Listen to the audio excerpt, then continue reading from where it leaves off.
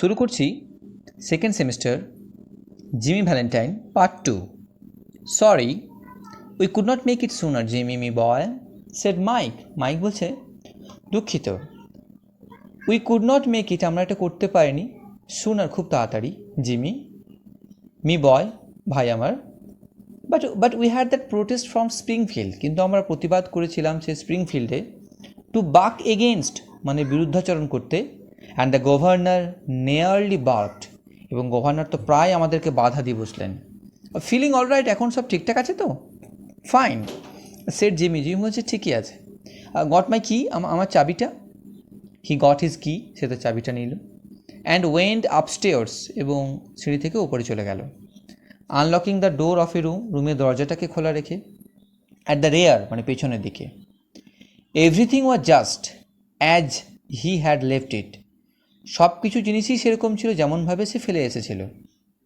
There on the floor was still Ben Price's collar button, সেই মেঝের ওপরে তখনও পর্যন্ত বেন প্রাইসেসের কলার বাটন ছিল। That had been torn from that eminent detective shirt band, যেটা কি হয়েছিল, হ্যাড বিন টর্ন মানে ছিঁড়ে গেছিল, ফ্রম দ্য এমিনেন্ট সে বিখ্যাত ডিটেকটিভ সে গোয়েন্দা শার্ট ব্যান্ড থেকে মানে কলারের বোতাম থেকে। When they had overpowered, যখন তারা পরাজিত করেছিল জিমিকে, টু অ্যারেস্ট হিম তাকে ধরতে। পুলিং আউট ফ্রম দ্য ওয়াল, সে দেওয়াল থেকে টেনে বের করলো এ ফোল্ডিং বেড, একটা ভাঁজ করা বিছানা। জিমি স্লিড ব্যাক, জিমি কী করলেন, ধীরে ধীরে ঠেলে দিলেন এ প্যানেল, একটা কাঠের পাতাটম, ইন দ্য ওয়াল সে দেওয়ালের দিকে। অ্যান্ড ড্র্যাগড আউট, টেনে হিচড়ে বার করলেন এ ডাস্ট কোভার সুটকেস, একটা ধুলায় ঢাকা এরকম একটা সুটকেসটাকে। হি ওপেন দিস, সেটাকে খুললেন। অ্যান্ড গেজড, তাকিয়ে থাকলেন, ফন্ডলি যত্ন সহকারে, অ্যাট দ্য ফাইনেস্ট সেট সেই সুন্দরতম সেই গুচ্ছের দিকে, অফ বার্গলার টুল মানে ডাকাতিদের যন্ত্রপাতির দিকে, ইন দ্য ইস্ট মানে সেই প্রাচ্যের। ইট ওয়াজ এ কমপ্লিট সেট, এটা একটা সম্পূর্ণ একটা সেট ছিল। Made of specially temper still, এটা তৈরি ছিল একটা বিশেষ উদ্দেশ্যে একটা প্রস্তুতের স্টিলের। দ্য লেটেস্ট ডিজাইন, সাম্প্রতিক ডিজাইন করা, ইন ড্রিল গর্ত করার যন্ত্র, পাঞ্চ করার যন্ত্র মানে ফুটো করার যন্ত্র, braces and bits, braces and bits মানেও সেই ফুটো করার যন্ত্র, জিমিজ ক্ল্যাম্পস জিমির হুক, অ্যান্ড অগার্স মানে সেই গর্ত করার যন্ত্র, উইথ 2 or 3 নোভেলটিস, 2 থেকে 3টে নতুন জিনিস ছিল, ইনভেন্টেড বাই জিমি হিমসেলফ, যেটা জিমি নিজে কী করেছিল, আবিষ্কার করেছিল। কোথায় আবিষ্কার করেছিল, ইন হুইচ যেটা নিয়ে সে কী করতো, হি টুক প্রাইড সে গর্ব করত। Over $900 they had cost him, 900 থেকেও তার বেশি দাম দিয়েছিল তারা, টু হ্যাভ মেড অ্যাট এটা তৈরি করতে। A place where they make such things for the profession, একটা জায়গা যেখানে তারা কি করে, এরকম ধরনের একটা জিনিস তৈরি করে ফর দ্য প্রফেশন, তাদের পেশার জন্য। In half an hour Jimmy went downstairs, আধ ঘন্টার মধ্যে জিমি ওয়েন্ট ডাউন, জিমি করে নামলেন, স্টেয়ার্স সিঁড়ি থেকে নিচে, অ্যান্ড থ্রু দ্য ক্যাফের মধ্যে চলে গেলেন। হি ওয়াজ নাও ড্রেসড ইন, সে এখন পোশাক পরেছিল টেস্টফুল, একটা রুচিশীল, অ্যান্ড ওয়েল ফিটিং মানে ভালো মানানসই এরকম একটা পোশাক পরেছিল। And carried his dusted and cleaned suitcase in his hand, carried মানে বয়ে নিয়ে এসেছিল, হিজ ডাস্টেড মানে তার ধুলাযুক্ত, অ্যান্ড ক্লিন সুটকেস মানে পরিষ্কার পরিচ্ছন্ন এরকম একটা সুটকেস, ইন হিজ হ্যান্ড তার হাতে করে। গট এনিথিং অন, কোনো কিছু পেয়েছো নাকি, আস্ক মাইক ডোলান জিজ্ঞাসা করছিল, জেনিয়ালি খুব হাস্যকরভাবে। আমি, সেট জিমি বলছিল, ইন এ পাজল টোন একটা হতবুদ্ধি সুরে।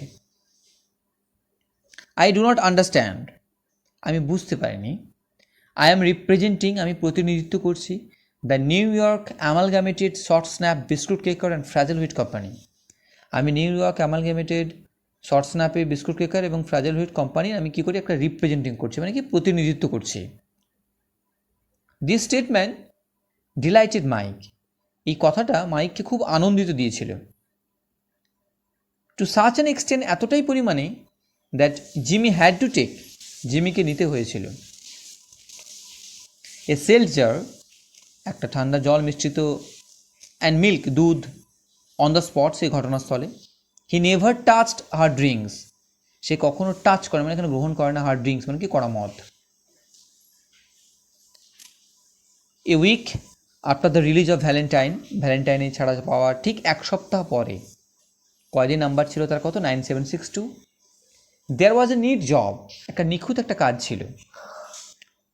অফ সেফ বার্গলারি, একটা নিখুঁত একটা কাজ ছিল কিসে, মানে সিন্দুক ডাকাতির।